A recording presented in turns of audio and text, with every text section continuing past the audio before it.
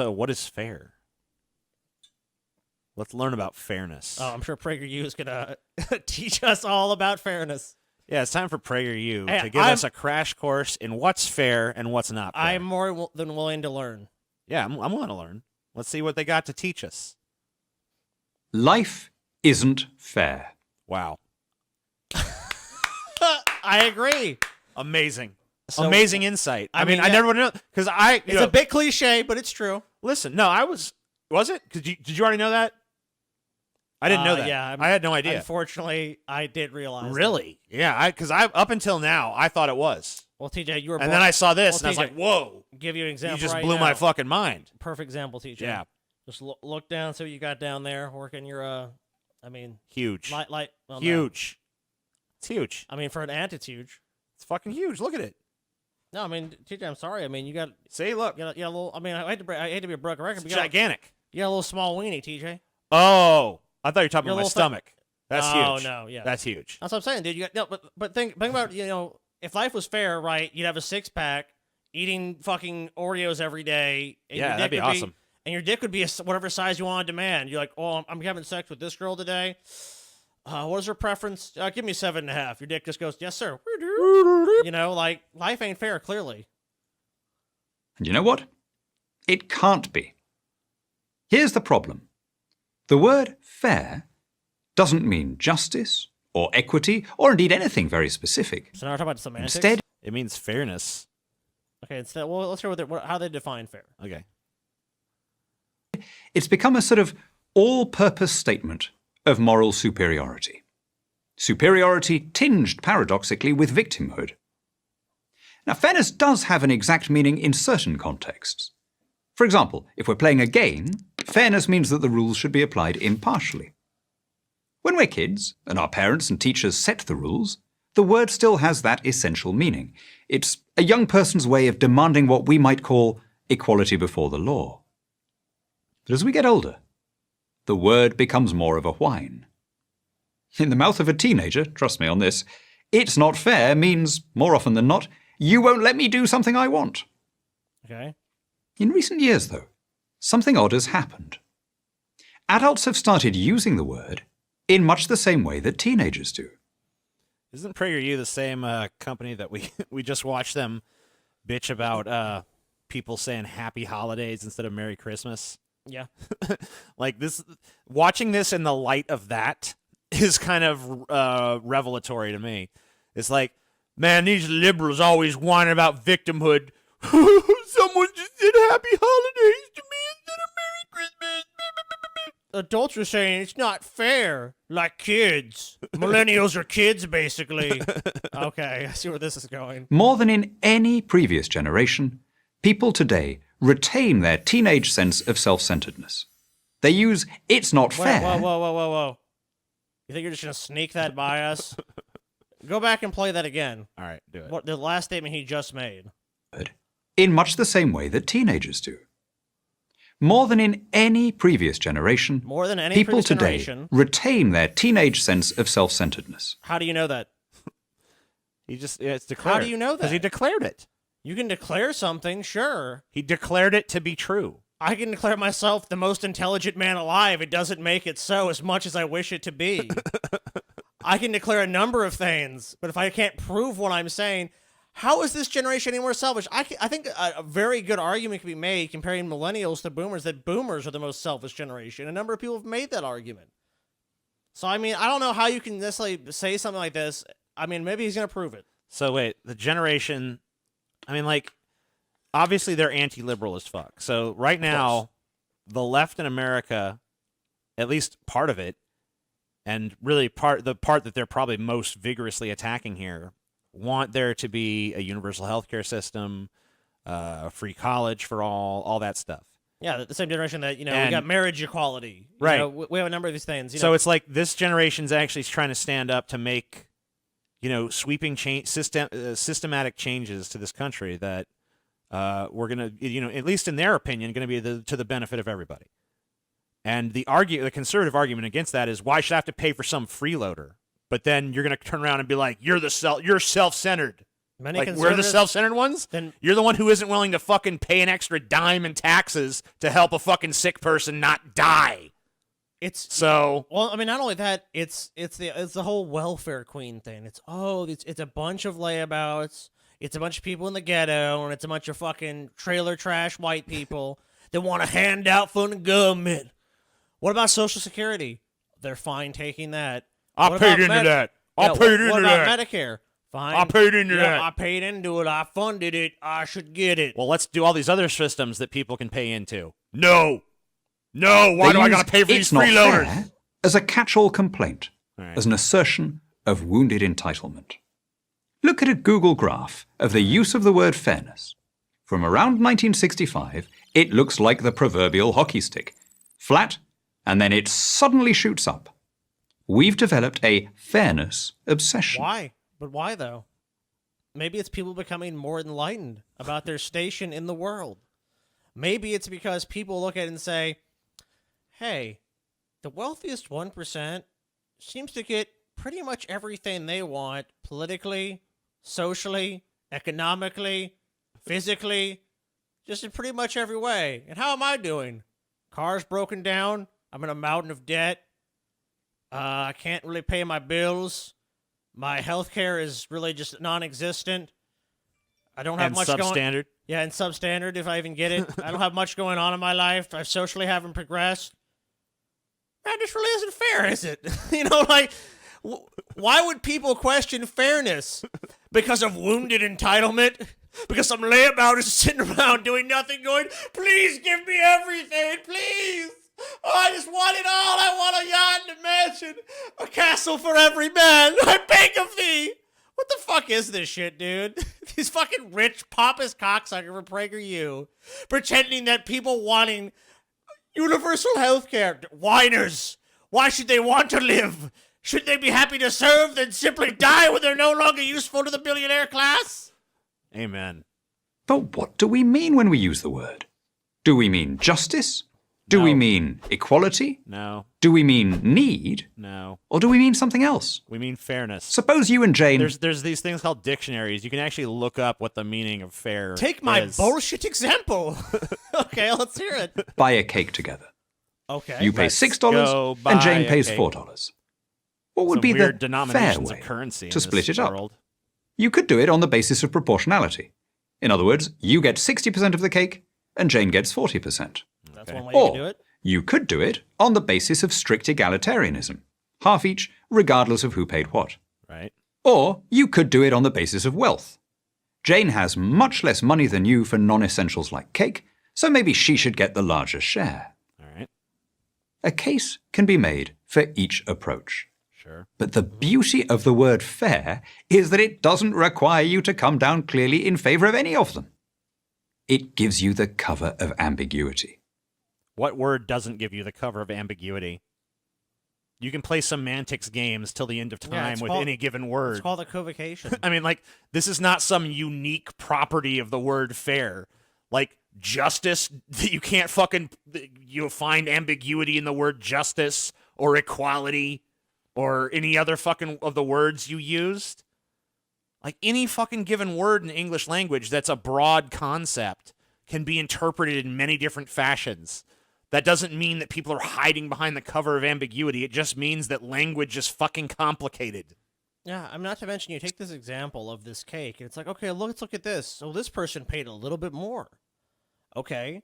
But taking that example aside, if we're talking about, let's say, a universal healthcare system, what makes more sense? A system that everyone pays into, and obviously the poorest people of society make the least.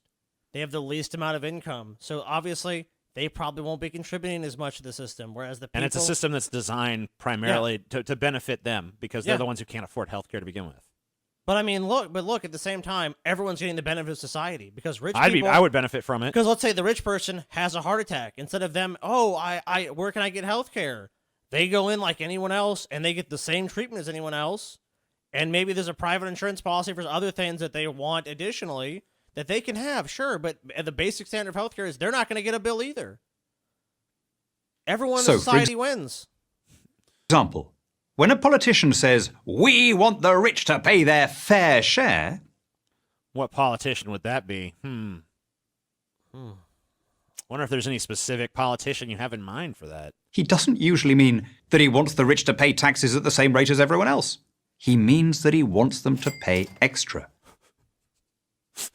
That poor rich bastard! What?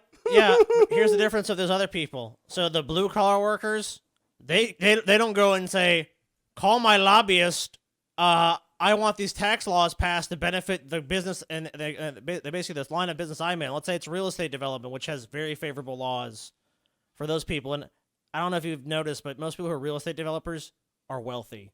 Ah. It seems like, well, it's like, so there's a huge difference. If you have $1 billion in your bank account and you want to go talk to Donald Trump, would you have any problem doing that? No. Would you have any problem setting that up? No, not at all. Your wealth entitles you. Let's talk about the entitlements of the wealthy for once. Their wealth entitles them to literally be able to talk to any politician, anywhere, any fucking time. To say, you know what? And say, hey, these fucking new regulations are strangling my fucking business. Can we write a new law that fucking does this? And they're like, oh, I don't know. And it's like, I'll contribute this much to your re-election campaign, and I'll get this lobbyist to take you to a fucking strip club, and I'll do this, and I'll do that, and I'll do the other thing, and I'll schmooze you, and I'll kiss your ass, and you schmooze me and kiss my ass, and we'll kiss each other's ass, and we'll give each other a big fucking, circle jerk of money. Well, think about It's someone going to like be fucking beautiful, and you can write the legislation my way, and you could put these provisions into the next bill, and you could fucking put this rider on this bill, and so on and so forth, to fucking just stack the deck as much in their favor as possible. And then, at the end of that day, they're going to be like, oh, we're not, it's not, Like, who's bitching about unfairness now?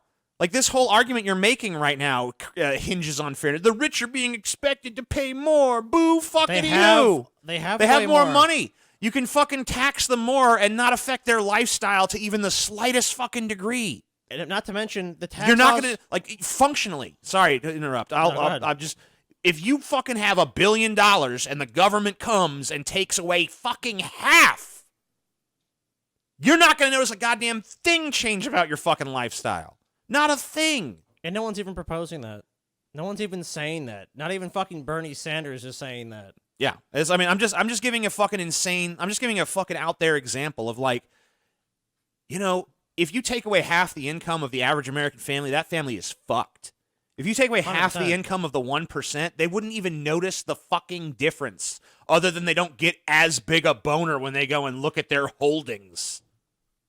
So, I mean, yeah. suck my dick on this. I mean, I don't feel no sympathy for these motherfuckers. Maybe the bottom of the 1%. But you're talking about with the truly wealthy people who have a net worth in excess of $1 million. You're right. Pretty much, it's not going to change much in their lives. They're doing just fine. Not to mention, there's so many tax loopholes. Look, there's things where people funnel profits through other countries. That reduces their taxable income. The rich can have offshore bank accounts overseas and tax havens, so they already don't pay their fair share. All that people like Bernie are saying is not that people can't be wealthy, but people should not be able to avoid paying taxes and contributing to society. It seems like the more wealthy you become, the less you actually have to contribute to society. That's what people are saying. I think TJ should let Sky talk more. He's talking right now. I'm talking right now. That's not. Go ahead. No, yeah. No, let's just go on. Okay. The word fair lets him present higher rates of taxation as a form of justice. But only if we don't think about it too hard. That's the beauty of it. So wait, so your argument is literally that it's unfair. Yeah. It's unfair for the rich person to be taxed too much. So now you're using it. You just didn't use the word overtly, but you're still making the essential fairness argument that this whole video is devoted to saying is not a valid argument. So Yeah. which one is it? You can't have your cake and eat it too. Fair doesn't ultimately mean proportionate, or impartial, or equal. You can use it to mean almost any positive thing you like. I want fairness generally means, look at me, I'm a nice person. Okay, go post "I want fairness" on your social media right now. See how Yeah, much love who's- that generic fucking statement gets. I want fairness. Fairness now. What do you want to be fair? Fairness. Demanding fairness lets you tell the world how decent you are without your actually having to contribute a penny. It's a kind What are you talking about? Oh, he's saying poor people. Like, oh, the poor people are saying they want to be fair, but it's already getting a good deal. Contribute a penny. A lot of the people who are fucking bitching about the system being unfair don't have a penny to fucking spare, dipshit. And they still pay a ton of taxes anyways. Kind of vanity. Mirror, mirror on the wall, who's the fairest of them all? Let's get real. The only way to distribute the cake is to see how much people are prepared to pay for their slice. Sure, that could leave a banker with a bigger slice than a baker. Sure, we might not like that distribution. We might Especially since the baker probably made the fucking cake. feel that the baker is doing something more valuable than the banker. He's making delicious pastries while the money man doesn't seem to be making anything except money for himself. But how can we judge someone else's economic worth? You might want bakers to be paid more than I know you could use your common fucking sense. He's not especially talking about the value of labor. He's saying, well, look, obviously that the labor value that this banker has is just more. It's just more simply based on what he's doing. And the value the baker has is just this. It's less. The fact of the matter is that, I mean, like, people can get rich doing some pretty lame, stupid, useless shit for society. So this whole, like, idea of, like, vote with your dollars it's a nice little libertarian kind of light concept that you got going on. But does it really track with reality? Because, I mean, I wouldn't be surprised if someone, we saw someone become a fucking millionaire begging for beer money in this country. I mean, like, people fucking literally, like, opened up their wallets and said, yeah, give it to the beer guy. Now, that guy, I think, actually did go on to give that money to charity, so that's whatever. And I think he might have said some racist shit, too, so then, who cares? you know, it was all for naught kind of thing. Big deal. He gave his money to charity. The money still went to the charity, which is a fucking, And whatever, He raised that money on false premise, though, because it was supposed to be for beer, so. bankers. I might want teachers I stole that joke from someone. I don't remember who. to be paid more than movie stars. Since we all have our own preferences, the only way to measure the economic value of a service is to see how much others are prepared to pay for it. How is that the only way? It's not really the only way, is it? I mean, I'm not advocating necessarily we need to change that. I don't think the Nordic model that's being proposed by people like Bernie Sanders necessarily wants to rewrite the script on that. But what evidence do you have that that's the quote-unquote only way to do things? Well, also, do you think that a CEO adds 500 times the value of an employee to a company? So let's talk about. Here's an example of why you're just flat out wrong. What about this Boeing CEO recently? This motherfucker not only did not contribute to society, but actually made decisions that ended up costing lives. That has put Boeing as a company in a terrible fucking position. Yeah. That the Boeing 737 Max, is that what it's called? Yeah. Is a total fucking disaster. He's leaving his position as CEO and he's getting a golden parachute of like what, $60 million? $60 million. So are we to look at that and say like, oh, well, this system is working? Also, you kill a bunch of people and sink your company and you get $60 million for it. Also, this guy is talking about capitalism, like just total free market capitalism. There's no one between the baker and the banker. It's just you operate a business. There's laws written that help that banker more than the baker. There's favorable tax things that he can do. There's people coming to that bank and saying, we want you to lend out money to this and do that. And so the bank has a way of making money without being anything but in the money lending business or the investment business. So there's a number of different factors that go into play with that. It's not just so simple as to say, okay, people put their money up and that's it. Okay, my money is valued at my labor is valued at this, and your labor is valued at that. I mean, like, it sounds nice in a very limited sense. If we were like living in like a microcosm of like a small town where you got like this is the baker and the candle store, the candle shop. Here's the miller and the mill, and everyone's just selling their service to the general public. Like, in that sort of very primitive market, this argument might hold some traction. But, like, when you're dealing with, like, how do you make your money? I fucking fiddle around with derivatives and spin money out of nowhere. And I use these predatory loans and then I jack up the interest rate and all. Like, that's not a value to society. They're basically, like, people are being duped into fucking spending money on shit they don't want to. And there's people from giant industries buying off politicians to get laws written to favor them. Yeah, And like, there's no level playing field. There's no fucking, yeah. I mean, like, that's what we're talking about with fairness is like, there's no level fucking playing field here. The system is totally rigged against certain people and totally in favor of others. And this is not some fucking classic John Smith invisible hand of the market fucking shit. That wasn't John Smith. That was Adam Smith. Adam Smith. Who fucking said that? What you're talking about too is also, and then you're talking about a wealth of nations. Is that what you're referring to? Yeah, invisible hand. Yeah, the invisible hand. I'm talking about the invisible hand of the market from Adam Smith. The invisible hand is basically that you're going to be incentivized to go out and work and go out and make money. And capitalism works good in some respects, but obviously, as what people call late stage capitalism, wealth is obviously ultimately transferred into fewer and fewer hands. So ultimately, that the system does work for some time, but we're seeing what's happening now. The richest people in the world, their net worth has gone up basically trillions of dollars. I mean, 25% in 1 year. The wealthiest people on the planet. Have we seen that increase for anyone else? The answer is no. Not much, if at all. The wage growth of people in the United States, your average hourly person working a 9-to-5 job or whatever the schedule is now, because companies have people on demand now, is maybe what, $17-18 an hour? If you average it out for all people, it's they're not seeing, the average person is seeing the cost of all the goods and services and living, housing rise exponentially. In the Los Angeles area since the year 2000, housing costs have gone up 40%. Has income? Nowhere near it. I didn't think so. In some cases, That's what the market Well, that's run by the Democrats, though. does. It aggregates our preferences. It doesn't ask us in the abstract what we think someone else deserves. It tests in reality how many hours of our own labor we're prepared to put in. I've never gone to a banker and been like, hey, here's like, I've definitely spent more on like baked goods than I have directly giving money to a fucking banker. They get their money through a much more convoluted system than me directly purchasing something from them. Do I have money in the bank? Yeah. But there's almost no choice for that.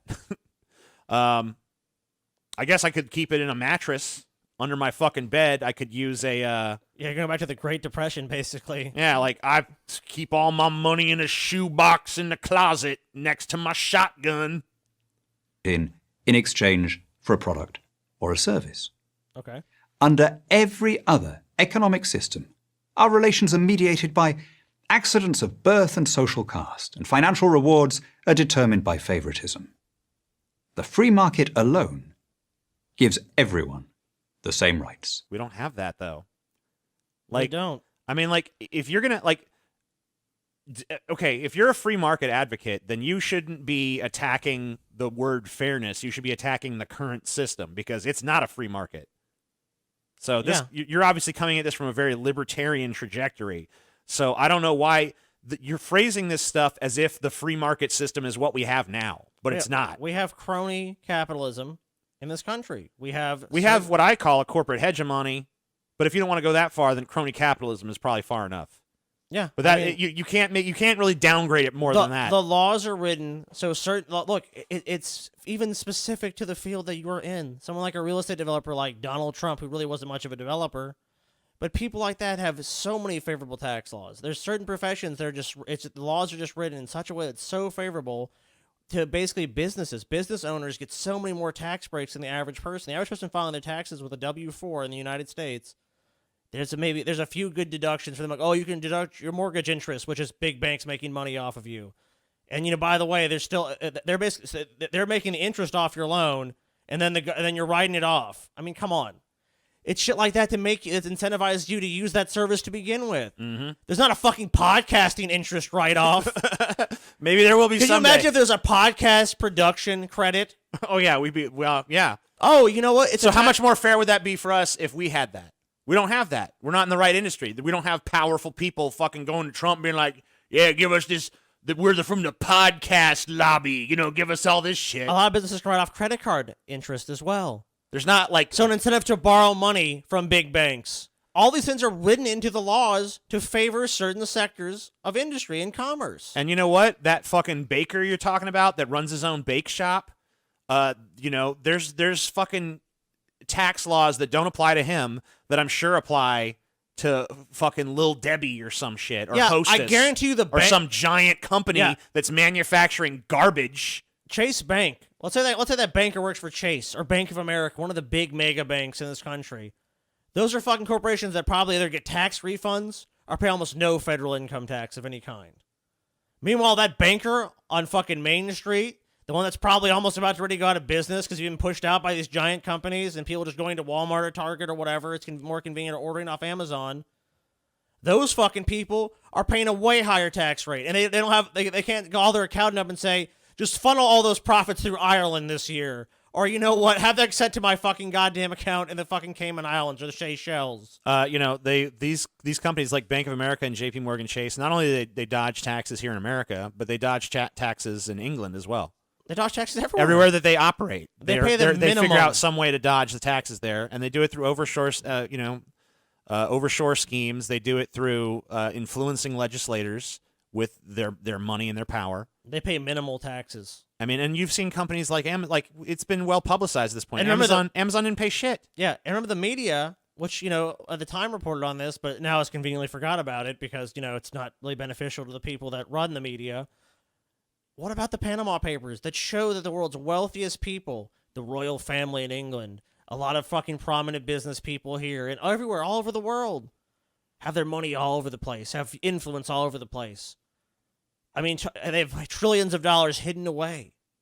And if you think that there's some free market where everyone's just competing like the best idea wins, the best product wins, that's not how it works. And you know what? The crazy thing is about this is that he's sitting here making this argument against the concept of fairness, and ultimately that's what he's arguing for. He's like, look, guys, the free market's the fairest system there is. It's like, well, maybe that's the case, but that ain't what we have now. And, if you're going to make an argument that you advocate this more fair system and you think this is the fairest way of doing things, then why are you doing it in a video that poo-poos the very concept of fairness to begin with? Yeah, you want fairness. You just want fairness as how you see it. Right. Who's really So you're doing the very thing you're accusing fairness? people of, and it doesn't make any sense. Anyway, he's got a few seconds. Let's see what he says in his closing bit. My money is as good as yours. You can't get fairer than that. I'm Daniel Hannan, president of the Initiative for Free Trade and author of Inventing Freedom for Prager University. Yeah, free trade. Give me a fucking break, dude. Give me a fucking break. This video was made possible by a generous donation from the David and Janet Pollock Foundation. Some other rich fucks want the deck stacked even more in their favor, so they make propaganda. Let's go convince the poors that we're the good guys. What's more fair than everyone's dollars worth the same? How many dollars do you guys have again? Yeah, how many foundations are you a part of? Give me a fucking break, dude. Give me a fucking break. Yeah, I'm sure that David and, David Pollock is an American business executive and philanthropist from Beverly Hills, California. He was the founder and chairman of NWQ Investment Management, an investment firm with $30 billion under management. He is a large donor to the Technion Israel Institute of Technology in Israel. Let's see. How much money does he have personally? That's what I want to know. Well, his firm manages $30 billion. I mean, he's a very. I mean, look, he's got money. Yeah, he's exorbitantly sure his wife wealthy. has money too. He's exorbitantly wealthy. You don't have a foundation unless you're fucking loaded. So somebody who's super rich makes a video propagandizing how the system is totally cool because it's a free market system, even though it isn't. And we've already explained in detail why it isn't. I mean, this is basically rich people paying for propaganda to be pushed out to poor people that tells them, quit whining about your lot in life. Let's just reduce it down even more. Go ahead. If you believe that we live in a fair system, why is it that that we can identify through scientific inquiry and study and analyzing the society we live in that there's all this inequality? And no one's really disputing. Rich people aren't disputing that there's inequality. They're not saying it doesn't exist.